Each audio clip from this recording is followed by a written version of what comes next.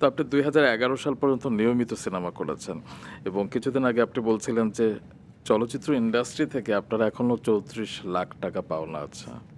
আপনি না দিলে পেয়েছেন এরপরে? আর কি করে পাবো? কি তুমি দিবে? দেয় কেউ? কখনোই দেয় না। বিবেকের কাছে তো একটা তাড়না অনুভব করে না কেউ? আমি আমি তারপরে হয়তো গাধার মতো কাজ করতাম, কিন্তু যখন আমার হাজবেন্ডের ক্যান্সার ধরা পড়লো, তখন আমি মনে হলো যেন আমার এখন একটু চাইতে হয়।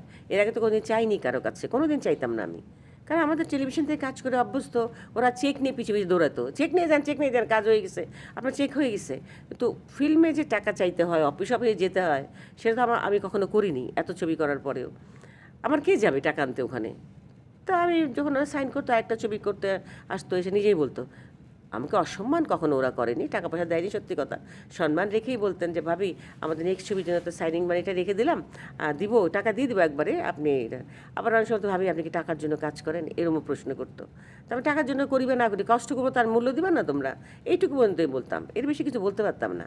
আবার ধরো সনি কথা জিতে হোসেন সাহেব, উনি তো একেবারে আমার যে কোনো সেটে এসে টাকার বান্ডিলটা রেখে সাইনও করাতেন না, চলে যেতেন।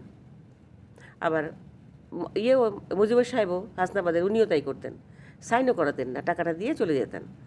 এবং ওনারা অনেক বড় অ্যামাউন্ট দিয়ে আমাকে সাইন করাতেন। তারপর ধরো অন্যেরাও আসতো। তো এইভাবে আর কি, মানে করতে না চাইলেও করা হয়ে যেত। জি। এই আর কি, পরে টাকা পাওয়াটা খুব কঠিন হয়ে যেত আর কি, কিছু কিছু টাকা থেকে যেত।